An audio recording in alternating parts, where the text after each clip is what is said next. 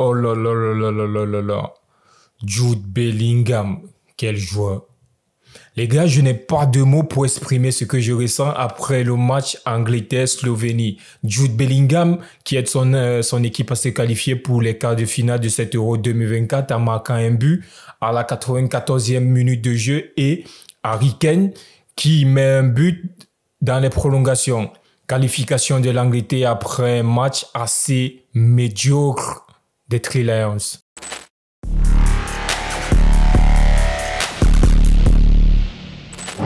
On a vu encore une fois de plus un match assez moyen de l'Angleterre face à cette équipe de Slovénie. Comme je le dis les gars, depuis le début de cette compétition, je ne comprends pas comment on peut avoir ce genre de coach encore au 21e siècle. Tu as une équipe qui a un gros potentiel, tu as le meilleur buteur de Bundesliga, le meilleur joueur de la Liga, le meilleur joueur de Premier League, l'un des plus gros cracks de Premier League, en parlant bien évidemment de Saka et aussi de Palmer qui est sorti 3e meilleur buteur cette saison en Premier League, avec plusieurs révélations aussi comme Kobe Mainoo.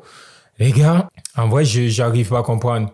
Les deux premiers matchs en phase de poule, là, quand j'ai vu Arnold au milieu de terrain avec Declan Rice, j'ai tiqué.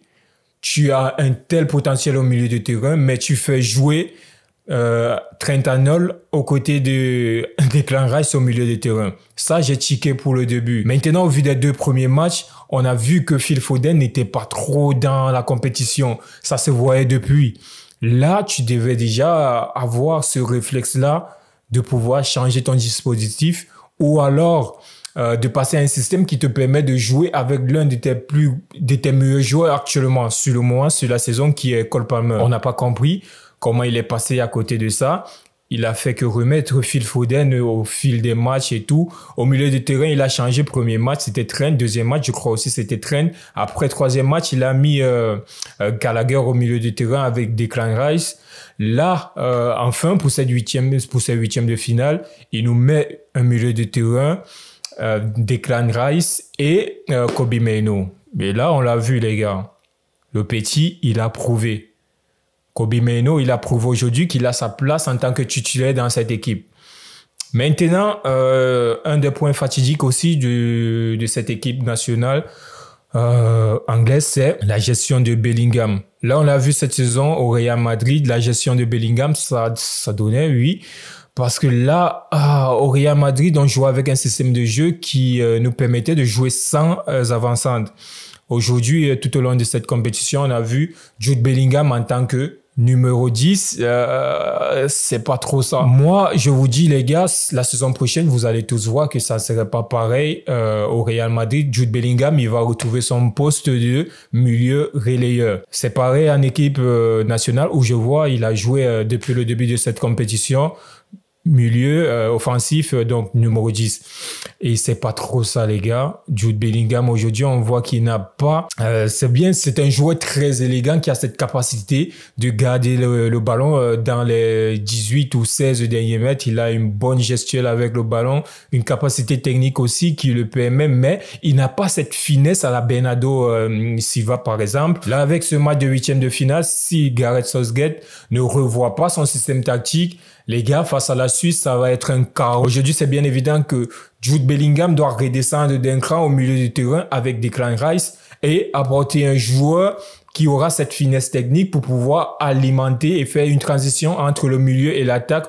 Bien évidemment, le seul qui a cette capacité de le faire là actuellement, c'est soit il fait rentrer Phil Foden en numéro 10 ou alors il fait entrer Cole Palmer comme numéro 10, Saka, Foden sur le côté et Harry Kane en pointe. Mais comme on le dit très souvent, les gars, ça fait plusieurs années déjà que cette équipe d'Angleterre, elle nous a toujours fait rêver avec ces joueurs-là dans les grandes compétitions. On a eu plusieurs générations où ils étaient toujours talentueux, mais arrivés en sélection nationale et dans les grandes compétitions, ça ne marchait pas. On a vu avec la génération Lampard, Rooney, avec Ferdinand et tout le reste.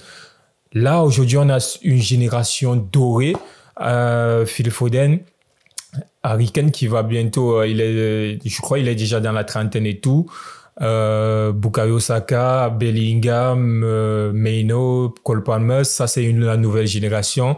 Et les gars, ils ne doivent pas faire la même erreur que la précédente. Aujourd'hui, cette compétition-là, si ils ont un entraîneur qui les permet de jouer avec un système de jeu adéquat, les gars, aujourd'hui, sur le papier, l'équipe d'Angleterre, c'est la meilleure équipe d'Europe. C'est pareil avec la France qui a une génération assez talentueuse, mais ils n'ont pas ce coach-là qui va prendre des risques. Didier Deschamps, aujourd'hui, on l'a vu, ça fait près de 10 ans déjà, avec ce même système tactique, toujours jouer sur des contres, des relances et un jeu vertical. À la limite, les gars, nous sommes dans un football où on veut voir du beau jeu et tout. Notons aussi la très belle prestation du gardien de Newcastle, le gardien de la Slovénie, Dubravňák, je crois, si je prononce bien. Là, les gars, c'était chaud pour l'équipe d'Angleterre. On espère que là, ils vont monter d'un cran au niveau du volume de jeu et tout. Et en cas de finale contre la Suisse, on espère voir du beau jeu enfin dans cette compétition. Enfin! Les gars, c'était tout pour ce débrief Slovénie-Angleterre. Là, je m'apprête à voir le match Espagne-Géorgie.